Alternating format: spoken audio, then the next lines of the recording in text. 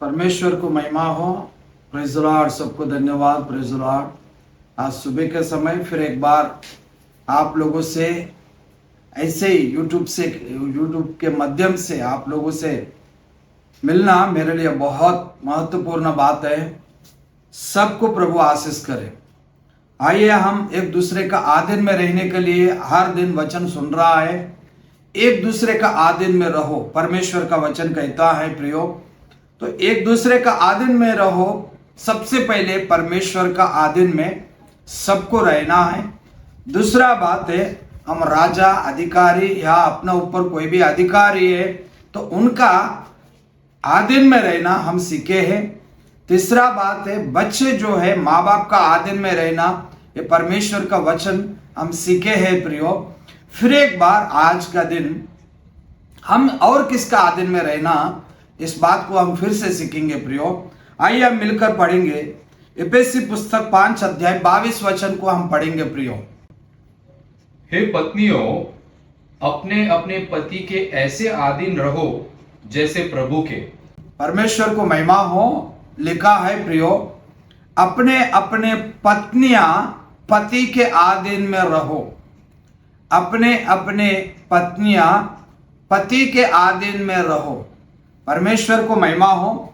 ये परमेश्वर का वचन है। लोग कोई इसमें नहीं मिलावट कर रहा है। तो परमेश्वर का वचन है, परमेश्वर का वादा को पूरा करना पड़ेगा। तो लिखा है, पत्नियों आपका पति का आधीन में रहो। Praise the Lord.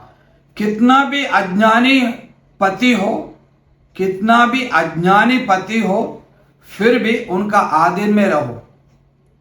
फिर भी उनका आधीन में रहो, क्योंकि पति जो जिस स्त्री के पति रहता है वो उनके लिए सिक्योरिटी है, उनके लिए आशीष का कारण है, उनके लिए बहुत कुछ गहराई का बात है प्रियो।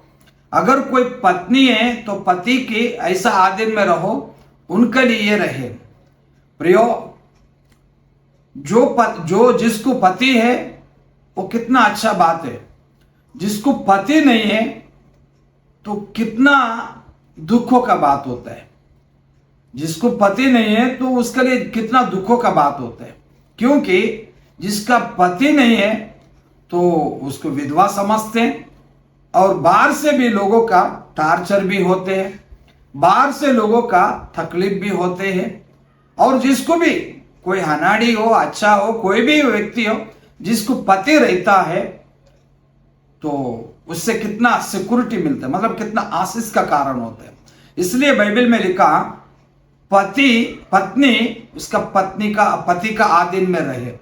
जो कोई पत्नी है पति का आधीन में रहे, उनके लिए बहुत अच्छा बात है, क्योंकि बाइबल का वचन में जो कुछ भी लिखा वो सब आशीष का ही है, उनके लिए बहुत अच्छा बात है।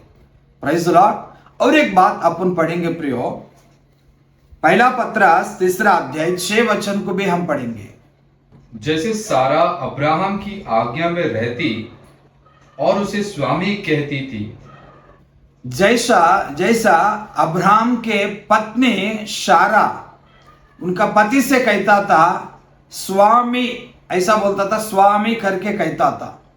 तो मतलब उनका मालक करके कहता था, उनका स्वामी, उनका प्राण प्रिया ऐसा करके कहता था प्रियो। ऐसा कहने से उनको परमेश्वर ने 90 साल उम्र में उनको फिर से एक लड़का को दे दिया प्रभु। प्रियो, आज्ञाकारी अब्राहम के पत्नी था। लिखा है ना वचन में, क्या लिखा? परमेश्वर को धन्यवाद देता हूं, अब्राहम का आज्ञाकारी था। अब्राहम का आज्ञाकारी था और आधीन में रहता था, उनको स्वामी करके कहता था। पहला वचन में भी लिखा है, जैसा परमेश्वर यीशु मसीह के सामने जैसा आधीन में होता है वैसा तुम्हारा पति का आधीन में रहो। ये परमेश्वर का भलाई का बात है। हर एक बातों में उनका गहराई शायद हम और कोई लोग नहीं समझा सकता होगा या समझा सकता होगा, लेकिन हकीकत बात ये है, वचन का सामने जो कोई झुकेगा उनके लिए बहुत कुछ अच्छा बात है। परमेश्वर को महिमा हो। परमेश्वर का वचन में लिखा है, हर पत्नी उनका पति का आधीन में रहे। अगर अच्छे पत्नी होते, पति की सम्मान करते, हाँ घर पे कुछ भी हो, लेकिन सबका समाज का सामने उनको रिस्पेक्ट करते हैं, उनको इज्जत करते हैं। प्रियो, अच्छे पत्नी उनका पति का सम्मान करते, उनको इज्जत करते, उनको रिस्पेक्ट करते, उनको बहुत कुछ उनके लिए भलाई का कारण बन जाते हैं, पार्टनर बन जाते हैं हर विषय में। प्रियो, आपको और गहराई से बताओ, नीति पुस्तक 31 अध्याय पूरा पढ़ लीजिए, अपना बाइबल खोल के पढ़ लीजिए, तो उसमें बहुत कुछ बात लिखा है। प्रियो, तो मैं आपसे कहता हूं, जो भले पत्नी जो होते, जो अच्छे पत्नी जो होते, पति का कभी भी अपमान नहीं करते। प्रियो, मैं आपसे कहता हूं, आपका पति को अपमान मत कीजिए, आपका पति का अपमान मत कीजिए, आपका पति का 4 लोगों का सामने हंसी मजाक में टट्टा मत कीजिए, आपका पति का 4 लोगों का बीच में इज्जत मत निकालिए।